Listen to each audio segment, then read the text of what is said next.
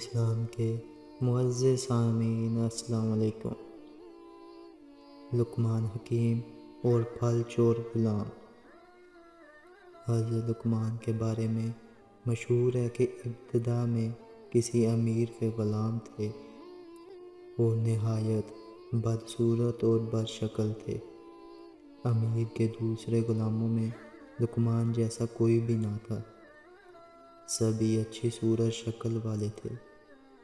وہ ہمیشہ لقمان کا مذاق اڑایا کرتے تھے، اپنے حصے کا کام بھی ان پر لاد دیتے تھے اور امیر سے بے جا شکایتیں کرتے، لیکن حضرت لقمان بھی شکایت کا ایک لفظ بھی زبان پر نہ لاتے۔ اگرچہ سر سے پاؤں تک جسم کا رنگ سیاہ تھا، مگر انتہائی دانا اور عقل مند تھے۔ دانائی کی ایسی ایسی باتیں کہا کرتے جو سنتا حیرت سے دانتوں تلے انگلی دبا لیتا۔ اس امیر کے پھلوں کے کئی باغ تھے۔ درختوں پر پھل پک جاتے تو لقمان بھی دوسرے غلاموں کے ساتھ پھل توڑنے جایا کرتے۔ بعض اوقات غلام جتنے بھی پھل جمع کرتے، ان میں اکثر خود ہڑپ کر جاتے۔ ایک مرتبہ امیر نے پھلوں کا شمار کیا تو قیاس سے بہت کم نکلے۔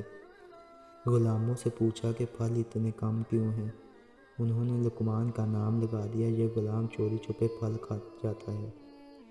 امیر نے یہ بات سنی تو لقمان کو طلب کر کے خوب ڈانٹا اور بے حد سختی کی۔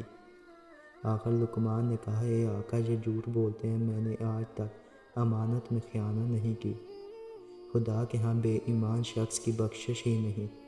اب مناسب یہ ہے کہ تو سب کا امتحان لے۔ اس طریقہ کار کا یہ ہے کہ سب غلاموں کو گرم پانی پلا اور خود گھوڑے پر سوار ہو کر جنگل کی طرف چل۔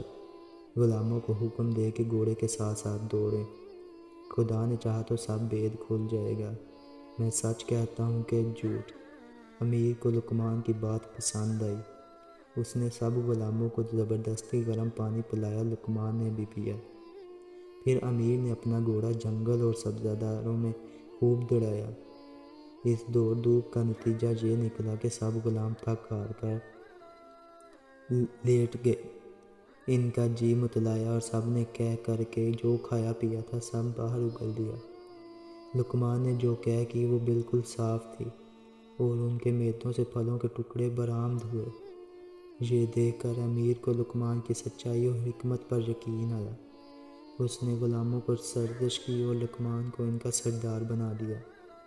سچ ہے، جب ایک شخص لقمان کی حکمت میں حیرت انگیز کرشمہ دکھا سکتی ہے تو وہ غافل حقیقی جس کا ہر فعل حکمت ہے، کھرے اور کھونے کا الگ الگ کرنے میں کب کسی کا محتاج ہو سکتا؟ عقل و دانش سے معمور رہبری۔ ایک شخص نے لقمان سے پوچھا، شہر تک کتنا فاصلہ رہ گیا؟ اس نے کہا، چل کر دکھاؤ۔ وہ شخص تھوڑی دیر چلا تھا کہ لقمان نے آواز دی، 2 گھنٹوں میں شہر تک پہنچو گے۔ اس شخص نے پوچھا، تم نے مختصر جواب پہلے کیوں نہ بتا دیا؟ لقمان نے کہا، مجھے پہلے تمہاری رفتار کا اندازہ نہیں تھا۔ تمہارے قدم اٹھانے کی رفتار کا صحیح اندازہ کیے بغیر وقت کا اندازہ نہیں کر سکتا تھا۔ اب میں نے تمہارے قدم اٹھانے کی رفتار کا صحیح اندازہ لگا لیا تو شہر تک کی مسافت سے موازنہ کیا تو سمجھ گیا کہ تمہیں شہر تک پہنچنے کے لیے 2 گھنٹے لگیں گے۔